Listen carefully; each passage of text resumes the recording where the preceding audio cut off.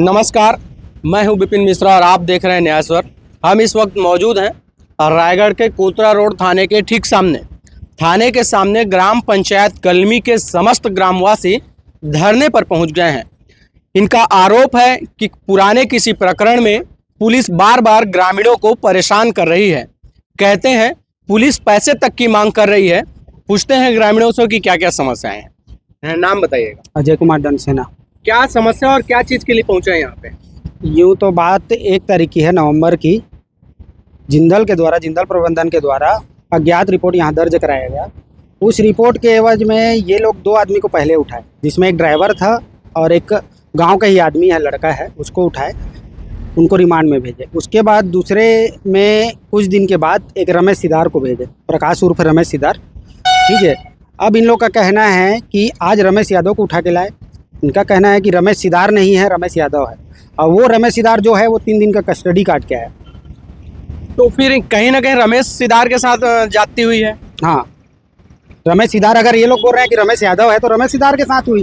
तो 3 दिन जो जेल में उस काटा, उसकी भरपाई कैसे करेंगे? अब यही लोग बताएंगे। ये लोग पैसे का भी डिमांड कर रहे हैं, हमारे ऊपर दबाव प्रेशर इतना बना रहे हैं कि यहाँ तक कि ये लोग सरपंच प्रतिनिधि को नहीं छोड़े। क्या बोल रहे हैं? क्या डिमांड? उनको भी बोला जा रहा है कि जो भी पैसा है पैसा दे दो, या तो फिर सरपंच का नाम भी आएगा, सरपंच को लपेटा जाएगा। मतलब ऐसा है कि एक जिंदल का बाहर जो मटेरियल फेंक रहे हैं, अगर इंपॉर्टेंट मटेरियल है तो जिंदल को अपने प्लान के अंदर रखना चाहिए। किसी की भी बात है, प्लान के अंदर रखना चाहिए। ना सिक्योरिटी है, ना कैमरा है, ना कुछ नहीं है। जिस मटेरियल को बाहर फेंक रहे हैं उसमें अज्ञात रिपोर्ट एक दर्ज हो रहा है, जिसको चोरी का मामला ये लोग बता रहे हैं। ये जमीन इनकी है वो जो जहाँ पे? हाँ। तो उसके लिए ग्राम पंचायत से एनओसी लिए? नहीं लिया। फिर कैसे बोल सकते हैं? या अभी इन लोग का क्या है, एक भूअर्जन इन लोग का लगना है, इन लोग को प्लान बैठाना है, जिसके एवज में लोग चाह रहे हैं कि गांव वाले को दबा के रखें। सबसे बड़ी विडंबना है कि पुलिस जनता की रक्षा के लिए रहता है, लेकिन शायद यहाँ पर रक्षक ही भक्षक बनता नजर आ रहा है। जो ग्रामीण गरीबी रेखा का चावल उठाकर अपना जीवन यापन करते हैं, 1 रुपए किलो का चावल, उन्हीं से 1.5 लाख रुपए की डिमांड करना कहाँ तक सही है? सबसे बड़ा सवालिया निशान है। और बोलना चाहूँगा, हम लोग इतने भयभीत हैं, पूरे गांव वाले भयभीत हैं। क्या है, इनका कहना है कि कोई भी आरक्षक जा रहा है, कोई भी विवेचक जा रहा है, इन लोग सबको ऐसे ही बोल रहे हैं कि अज्ञात है, किसी को कभी भी उठा सकते हैं।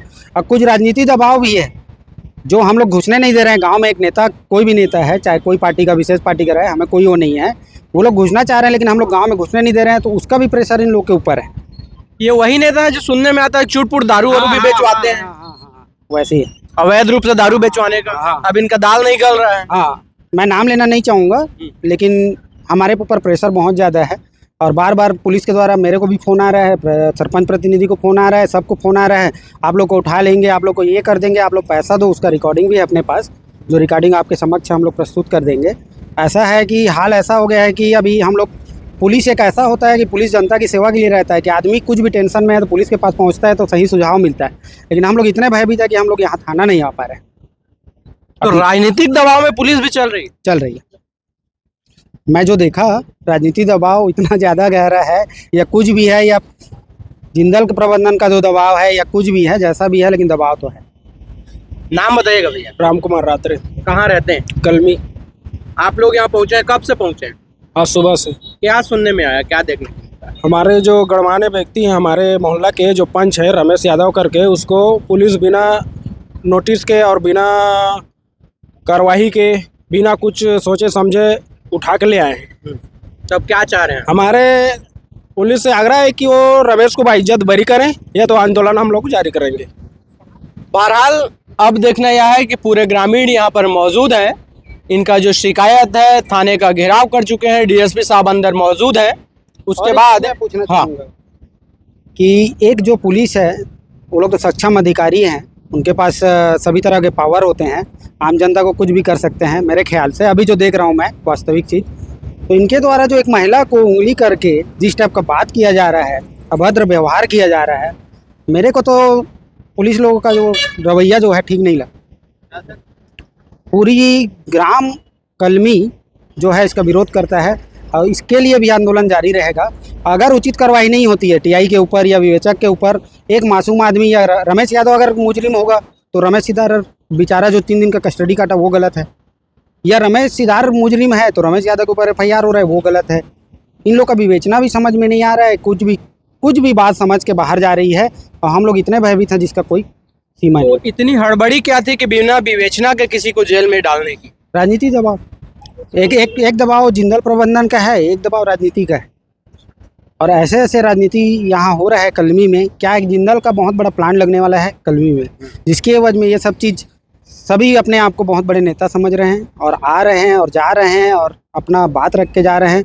सबका स्वागत है, हम लोग किसी को मना नहीं कर रहे हैं, लेकिन जो ग्राम पंचायत कलमी है अपने हिसाब से चलेगा, सदैव स्वतंत्र रहेगा, किसी के डर दबाव में कभी नहीं आएगा। धन्यवाद।